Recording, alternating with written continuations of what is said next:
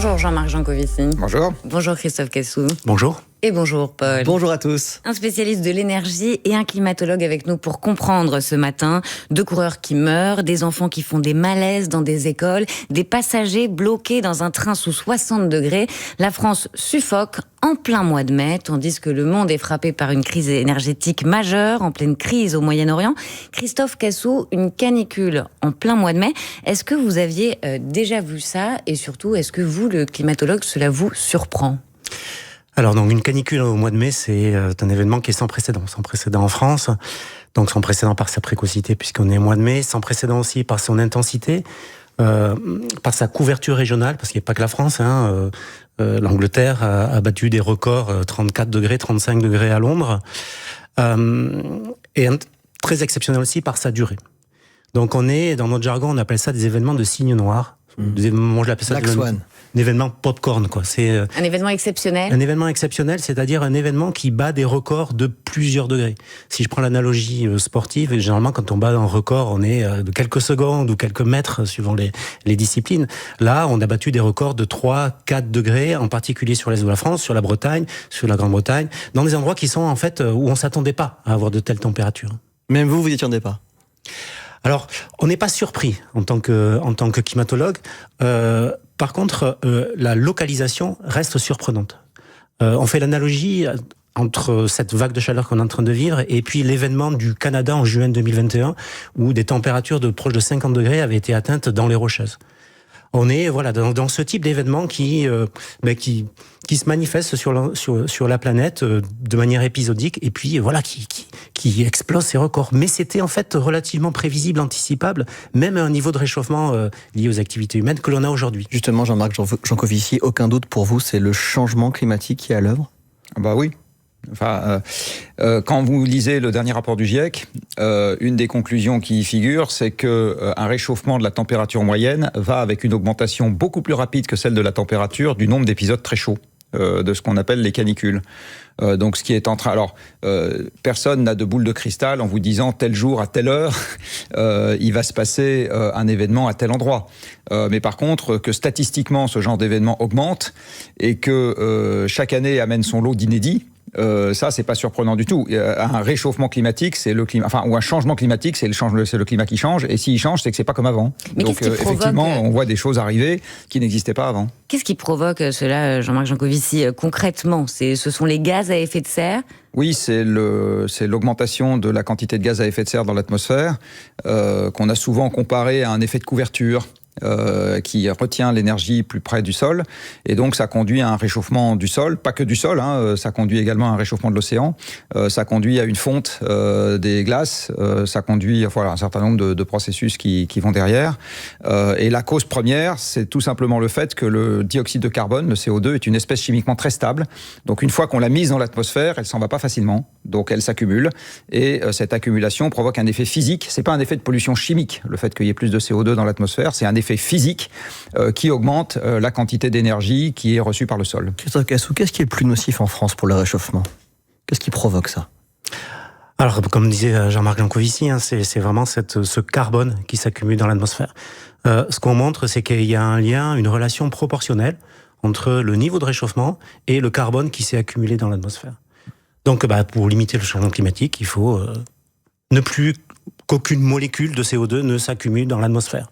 Mais donc concrètement, c'est quoi? C'est des transports, quels sont les au quotidien, ce qui pollue le plus et ce qui réchauffe le plus? Alors, ce qui pollue le plus, ce qui dégage le plus de carbone dans le monde ou en France est très différent. Enfin, c'est très les secteurs sont différents.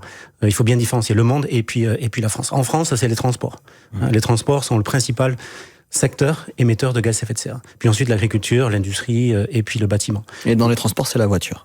Dans le transport, la voiture individuelle, c'est à peu près 50% des émissions.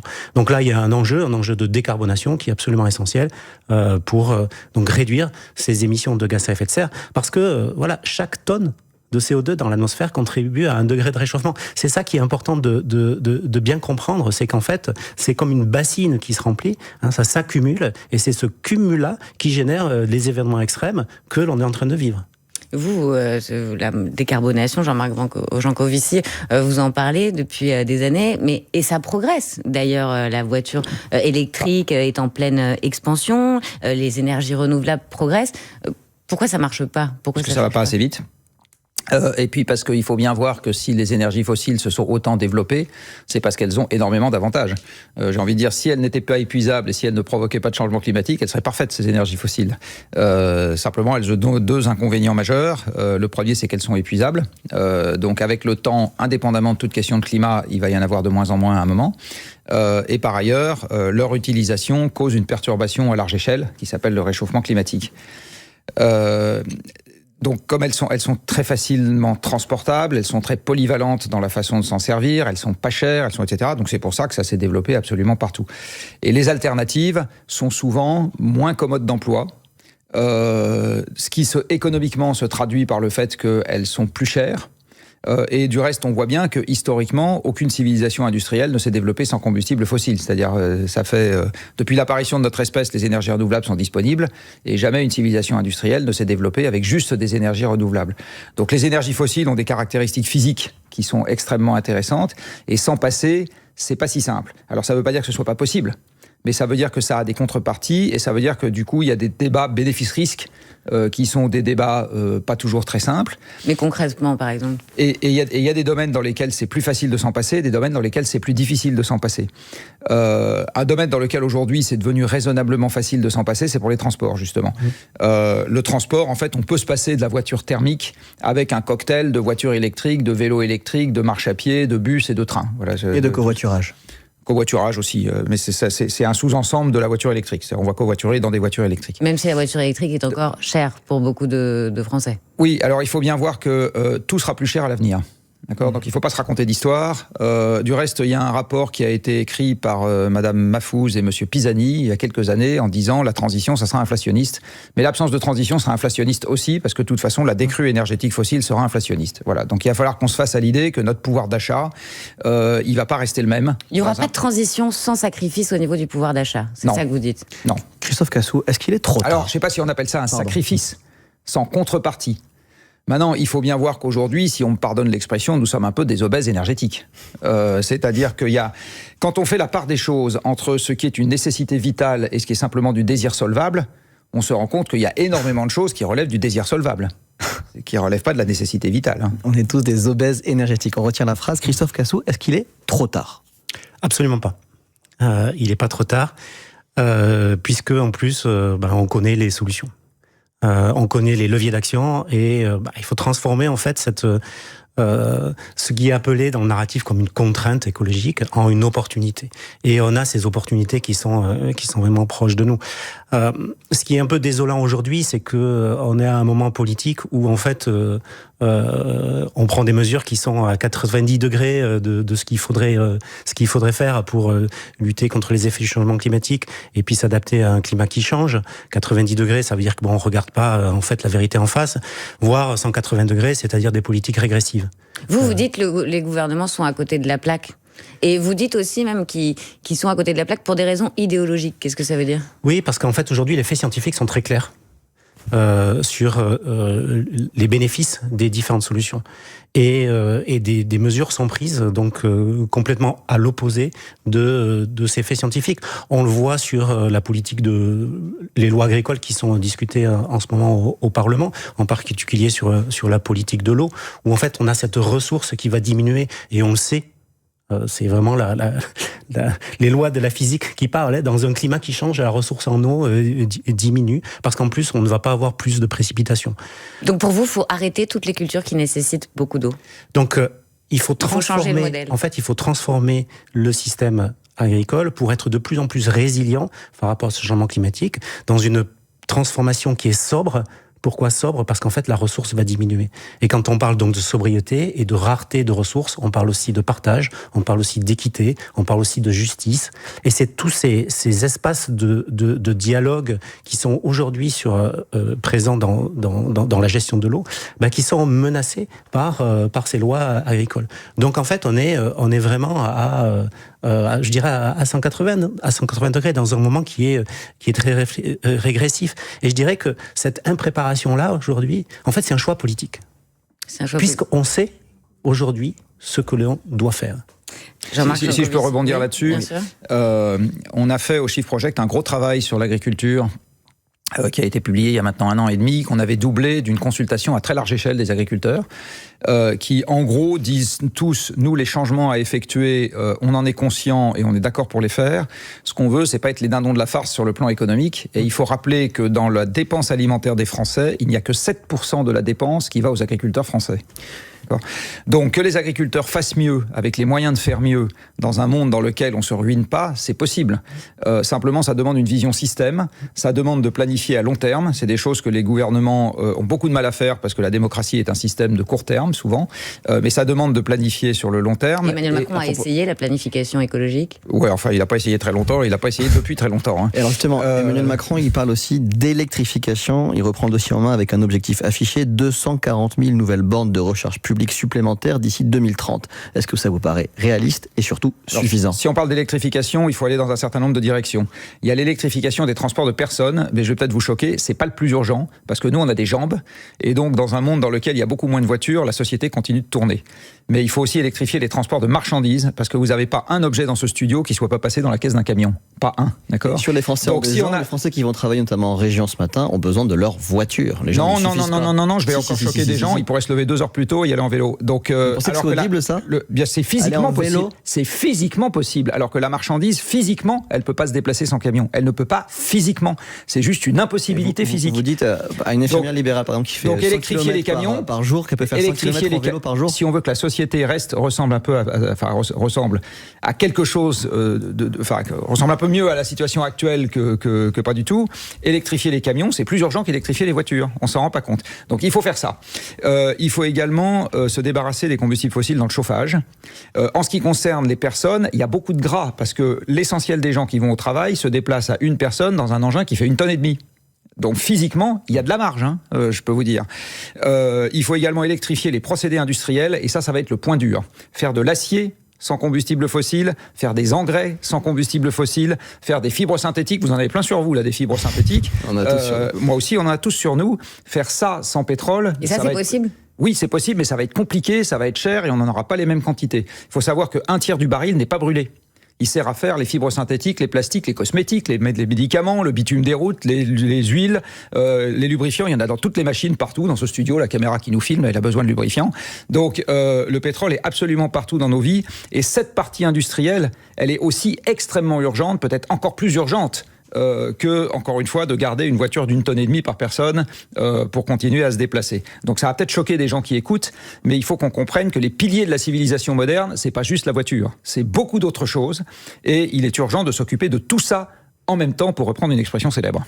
Dans un instant, on va se demander si cette crise énergétique que l'on vit en ce moment est aussi l'occasion d'un sursaut, d'une prise de conscience. Mais pour l'instant, il est 8h47 et c'est l'info en 1 minute avec Sarah Ders.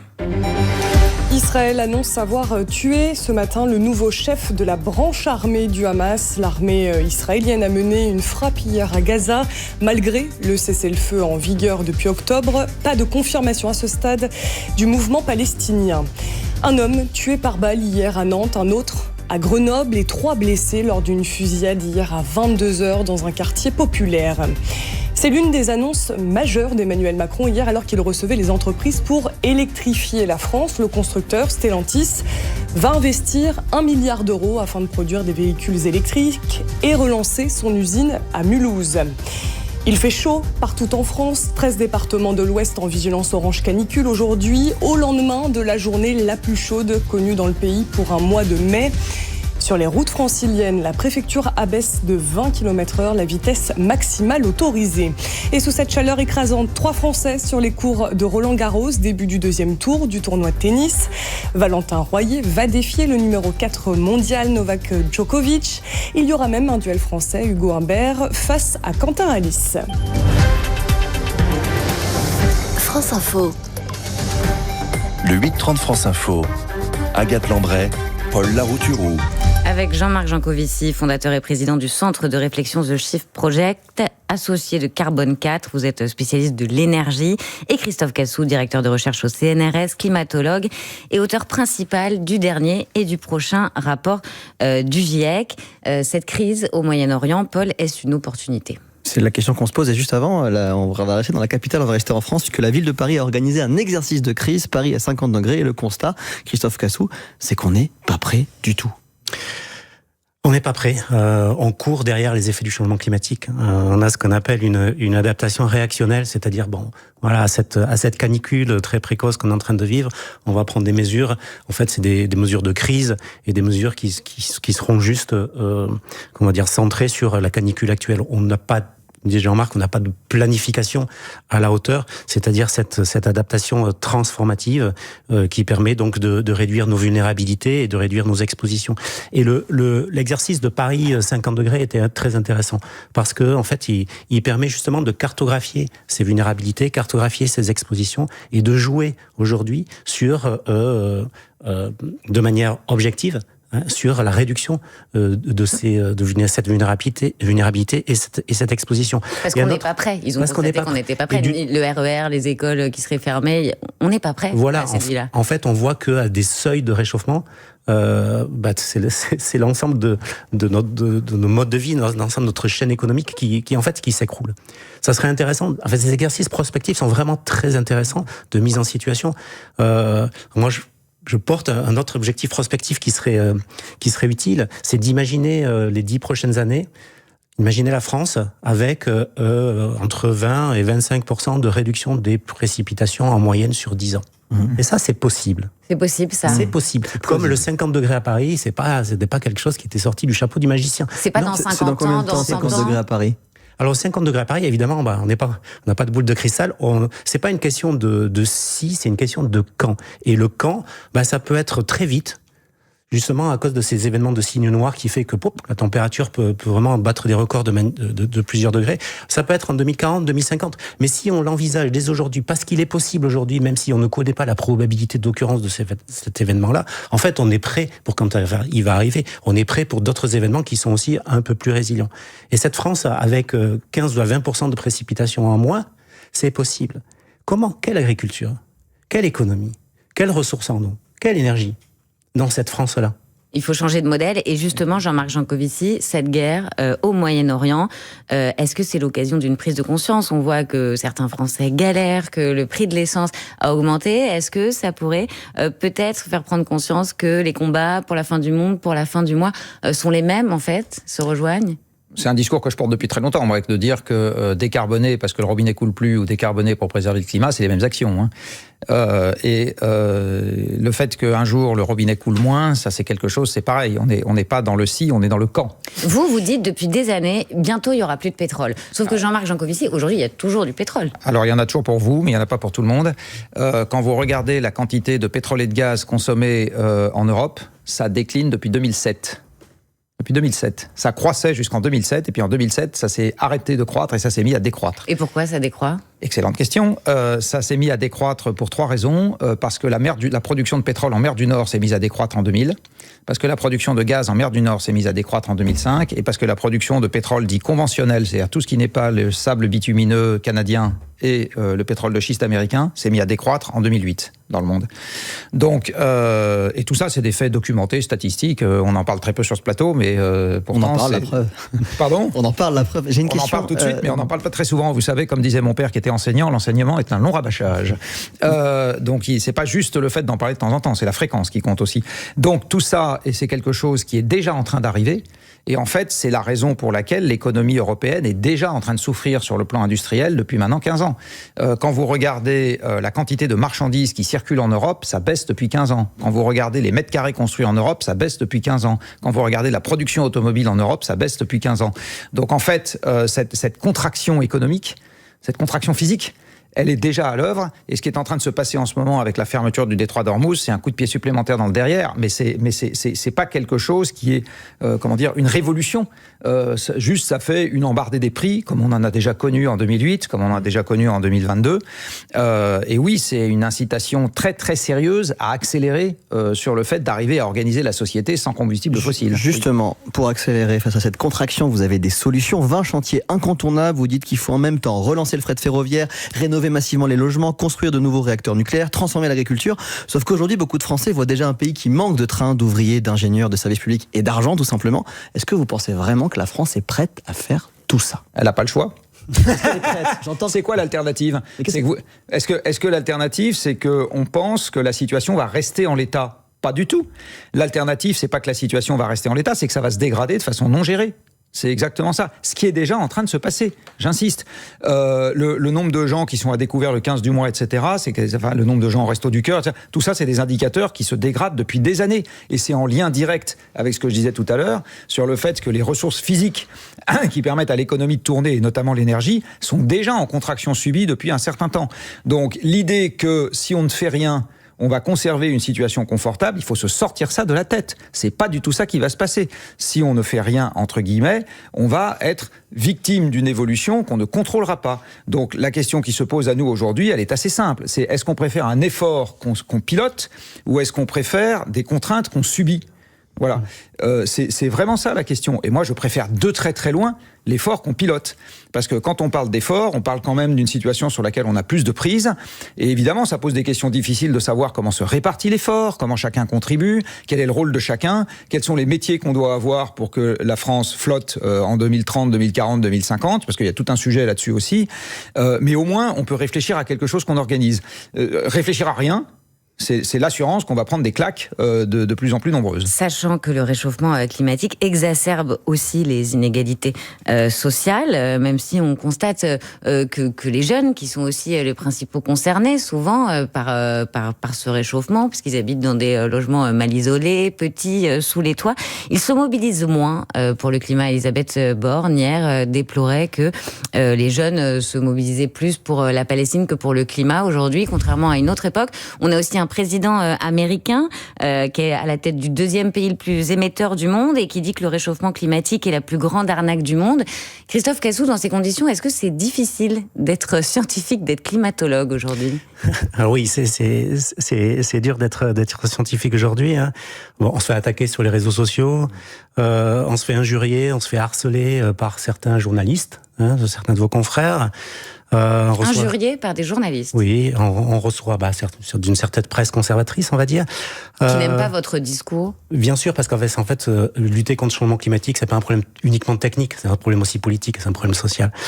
On reçoit des lettres de menaces chez soi pour être intimidé, des partis politiques désinforment. Pardon, vous recevez des lettres chez vous ? Oui.